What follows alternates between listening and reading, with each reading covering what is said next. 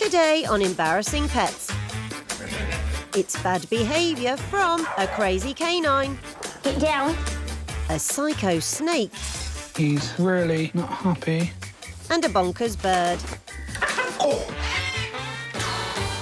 It's the start of the day at our Embarrassing Pets practice, and Ruby, the receptionist, is getting the cases ready for our elite team. You've got nothing to worry about, darling. Owners have travelled far and wide to seek help with their embarrassing pet issues. Behave yourself. No biting. First to arrive is Mike, with a rather colourful character. Is he just showing up? Yeah, he's just showing his feathers and taking a lump out of my hand. Oh, right, so he's not got some watches in there or anything. Meet Rocco, Mike's mischievous macaw. The first day I got him, all of a sudden he let out this ear-piercing shriek. From that moment on, I realised what I'd done. When he turns nasty, he can be really aggressive. Ouch. For no reason, he'll just start biting. There we go. That's Rocco. Stop it. He's drawn blood on me several times. When he decides he's going to have one of his fits, he'll proper lunge.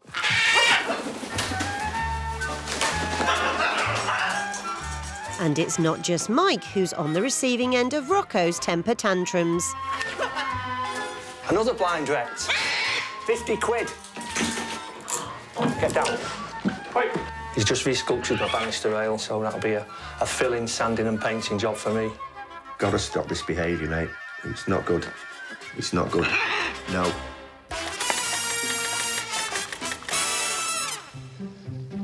Hi. Hi. Animal behaviourist Caroline is taking up the challenge to tame this angry bird. He's beautiful. Yeah, he's got character. He is a character, I can tell, just looking at him. Do you want to tell me a little bit about Rocco and the problems you're having with him? He's developed this habit of biting randomly, suddenly loses temper. He can have quite a destructive behaviour. You can see what he's done to his perch. He's the same with any furniture. They do get bored quite quickly, the parrots. Yeah. They've got really busy brains. They're very destructive. They come from the forest, so they're chewing on branches, they're pulling leaves. So we need to make sure that we can engage them in those behaviours that are more natural. First, Caroline wants to stop Rocco being bored. The thing that Mike has to work on is giving Rocco things to do to engage his brain and mentally stimulate him, and hopefully keep the house a bit more intact. Things like mop heads are a great idea because they can have a real good go at those. Even things like toilet rolls. Right. Just stick it on the end of his perch and he might just have a go at shredding that. I mean, you're going to have a bit of cleaning when you get back, but it's better than him destroying things in the house. He's just, you know, he's having a go at that, that's fine. Good boy, Rocco. You're a clever boy, yes, you are. Does he like pecking brushes? Never really tried. Well, try him. You can always pop something inside the bristles that he finds, little bits of pomegranate, something that's good for him as well. And he's actually foraging for his food, which is what he'd be doing in the wild. It's just making him think about doing those natural behaviours and engaging his brain. He's not bored when you're away. He's had great fun. Fortunately, the house is going to look a little bit like World War III, but, you know, it's easy cleaned and it's a lot better than having to buy new banisters and new blinds. OK. Good boy! What a clever boy you are! With Rocco's environment enriched, Caroline's real challenge will be to get him to obey Mike. Next to arrive is Leah, with her 3-year-old French bulldog, Jude. I absolutely adore Jude, but he makes life a lot more stressful than it has to be. And yeah, you do.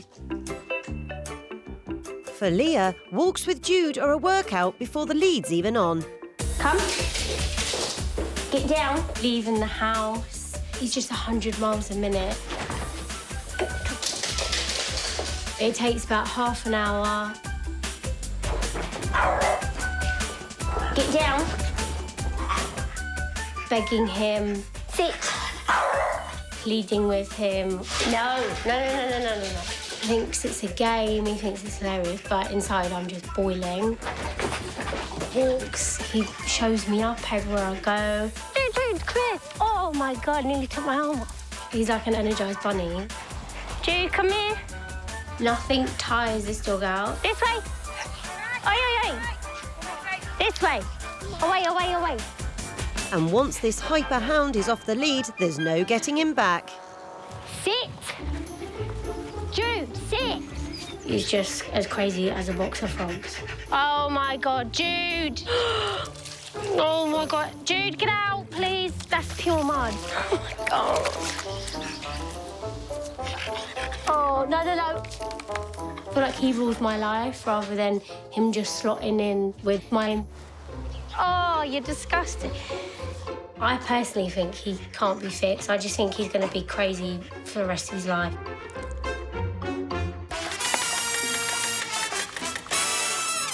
Hi, Leon. Hi. Nice to meet you. Nice to meet you. I'm Leon. This is Jude. Hello, Jude.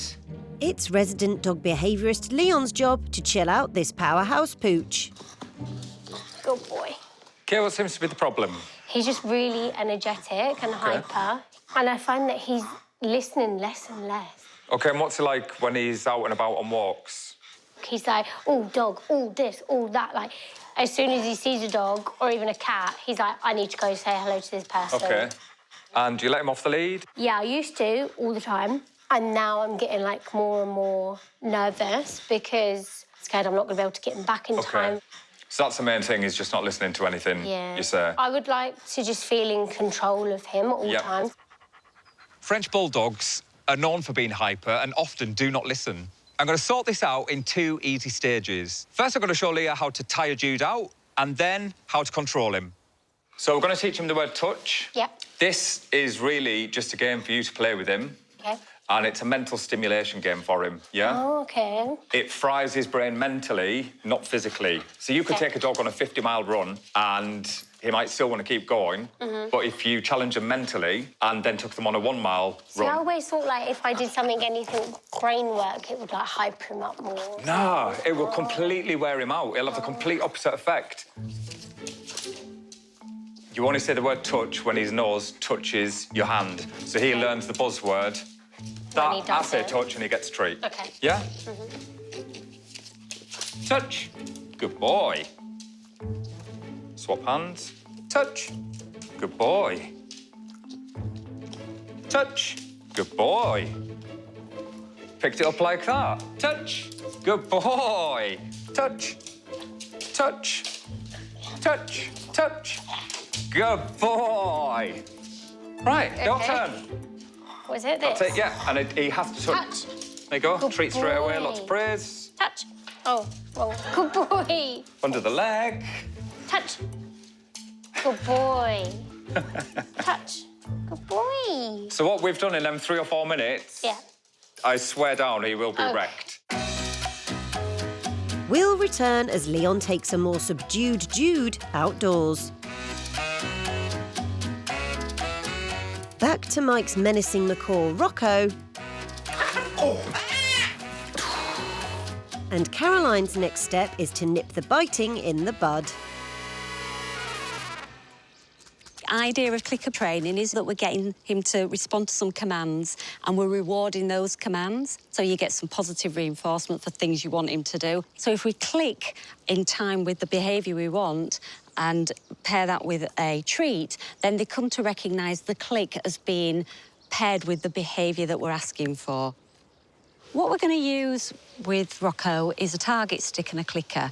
And what that does is reward Rocco for the behaviours that we want and teaches Mike some really great strategies for being able to move Rocco around appropriately. What we want to try and do is to give him that treat as soon as you hear that click. So we're pairing this click with the treat. OK? OK. Good boy. So I'm not going to sort of stick it in his face. So, and then we give him the treat, OK? He might take it from you. Oh, yeah, good boy. What I'm going to do is ask you to have a little try. OK. Yeah. Here's your target stick. Right. OK. Click, yep. OK, so it's a little bit late click. Let's try that one again. Good lad. Oh, we're going to have a go? So if we've got a bird that lunges at us and we're in a training session, we just turn our back and we just take away the rewards and we don't engage with them. And as a social animal, that is a punishment. Reinforce the behaviour you want. Ignore the behaviour you want. Yep. Mike has to work on giving positive reinforcement, praising behaviours he wants, but it's also about letting Rocco know when he's done something that is naughty. And so turning away, giving a little bit of time out is important. Rocco needs to know good from bad. No, that's not a good boy, so we turn our backs on that. Nah, we don't want that behaviour, thank you very much. He's quiet now, and a good boy. With the parrot pacified, Caroline wants to test if Mike can now get close to Rocco without being attacked. The idea with the target stick is to target him onto you for a step up, OK? So do you want to have a little go at that? Okay.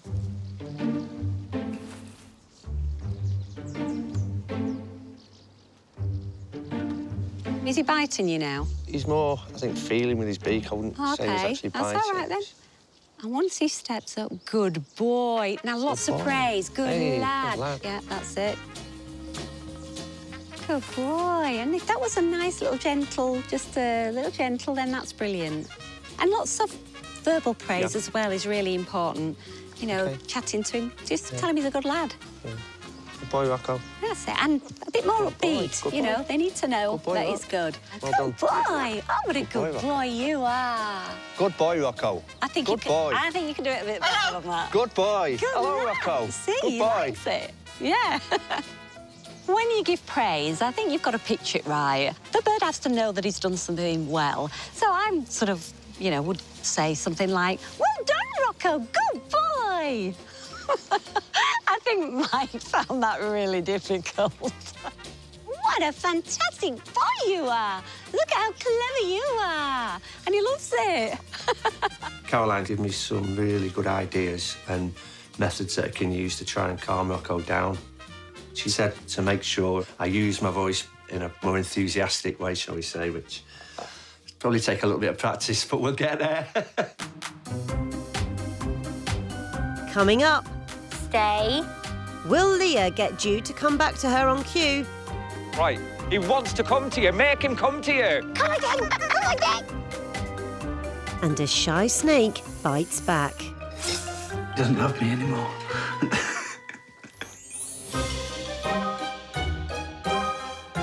This is our Embarrassing Pets practice, where desperate owners seek help with their embarrassing pet problems.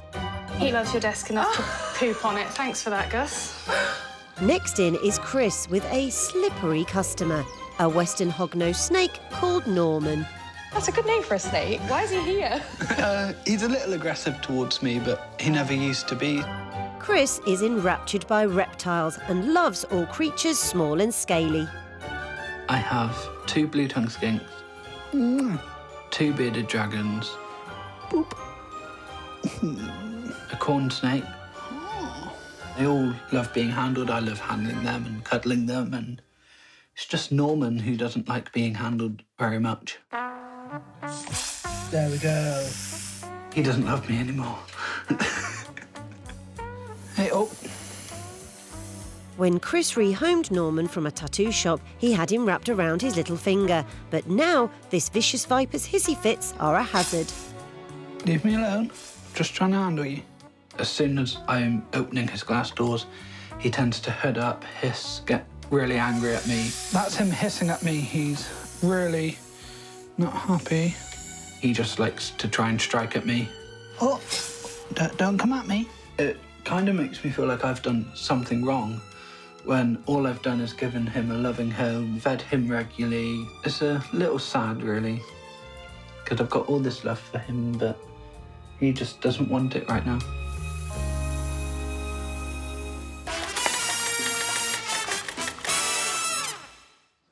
Resident vet Gavin is ready to investigate what's got Norman so rattled. So why did you rehome Norman? The customers in the tattoo shop weren't too happy with him and he was quite aggressive towards them. OK. He came to me because he loved me, he'd like being handled by me and stuff, and he just doesn't like me now. Go on, what do you mean he doesn't like you? When I go to grab him out of his tank at home, yeah, he gets really aggressive, he hisses, okay, he strikes at me. He's never actually bitten me yet. Never bitten you, but he has striked, Yeah. closed mouth striked. If you went in to try and pick him up, what would happen? A bad day, I will just touch the glass or walk past the tank. Yeah. And he will just strike at the glass. Okay, so not even reaching into him? Yep, he'll spit at the glass sometimes too. Okay. First thing I think you might have said to me was that you don't think he likes you like he used to like you. Yeah. We're used to dealing with mammals. Reptiles have a very, very basic brain. Their brain is quite instinctive. It's very small. His fight and flight response is huge. He's going to hood, he's going to hiss, and eventually he's going to strike. But he's working through the ladder of fear-based aggression. Chris came in wondering has Norman stopped loving him. I'm not convinced love is something that a reptilian brain can understand. If there's an enemy, they'll strike it. And at the moment, he's seeing Chris as the enemy. Our goal with Norman is to make sure he's happy and not frightened. Because at the moment, he's very frightened. And every time you come in, even though you're the nicest person in the world, all he does is he looks at you and he thinks, danger, danger, danger, danger. I think this is a learned behaviour. I think something set him off, probably in the shop, and he's made an association, maybe with hands coming in, that that's a danger. The main thing is that Chris stops going in and trying to pick him up. That's the first thing. Norman's afraid. Chris needs to not run in there and pick him up. He needs to enrich Norman's environment a small bit, give him a few more hidey holes, give him a few more options as opposed to striking. And Gavin's also got some relationship advice for the pair to work on over time. So what we're going to do is we're going to try and desensitize Norman. And the way we're going to do it is very slowly get you to come into the room, be in the room, walk around and leave again. So he sees you coming in, he sees you're not too much of a threat and you go away again. And then we get you closer. And eventually we'll get you to put your hand in and hopefully he might go up your arm if he wants to go up you. But remember, this is completely down to him. How does that sound? That's great. Great. Chris, lovely to meet you. And you. Thank you. Norman, my friend, you can get away home for yourself. I will miss trying to have cuddles with him and that. But at the end of it, hopefully, we can get him to a state where he's happy and it's on his terms as well as my terms and we can just get along. From one problem pet with a plan in place to another one still to fix. Hyperhound Jude was running rings around owner Leah. Jude, sit. Earlier, Leon taught tricks to tire Jude out. Touch. Good boy. And now it's recall training, a strategy to get Jude to return to Leah. So here we are, I've got the long line. Yep. Now, the reason we're using this today, one, we're teaching him recall, Yep. but it's a safety net for you to know that you've still got control because you've got him on the end of a lead. OK, so I've put that one on, Yep. nice and secure. So if you could just take his lead off. You all right? Yeah. Yeah? What's up? I get anxious. It's fine. It's on this. What could possibly go wrong?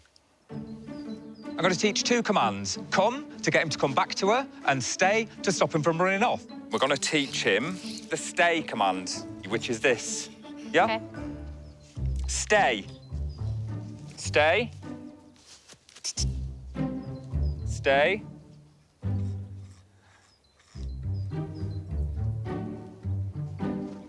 Come on in. Good boy. Oh, you good boy. There we go. We use the word come, yeah? And the use of the squeaky toy to get him excited. You need to be exciting to him for him to come back to you. And this is all helping towards recall. Stay. Stay. Come on in. Come on. Good boy. Whee! Good boy. There we go. Right, so you're going to try this now. Okay. Yeah? I need a bit of enthusiasm from you. You're not waiting for the number 63 bus. Okay. We're teaching him how to come back to you. I'm not surprised he doesn't come back. There's your treats. I'm going to hold him, and you're going to do exactly what I did. Yeah. You're going to do the stay command. Stay. You're going to walk away, and then you're going to get him come to you with bundles and bundles of excitement. Okay. Stay. Stay. Stay. That's it. Right. He wants to come to you. Make him come to you. Come again! Come Way! Well done. He absolutely loved it. He picked it up like that. What we need to remember is dogs are only limited by their owners. The owners often say, oh, they can't do this, they're not very good at that, they can't do the other. And actually, they're the ones that do it 100% of the time. When you go to the park, I want you to practice and practice, practice, practice to the point where he will always come back to you. And you'll know when he's ready to come off the lead, and you won't be as anxious. You won't be nervous because you know that he's going to listen to you. But you always have to be more exciting than something he sees over there. I'm really excited to get home and to put it all into practice. Like, he's shown me today that actually I can trust him and that he does listen. It go good? It go good? It go good. Since our owners and pets visited our practice, Jude, come. Leah lets Jude off the lead without worry. Good boy. Chris is giving Norman some space to work on their relationship, and Mike's keeping up with his training and is already seeing results.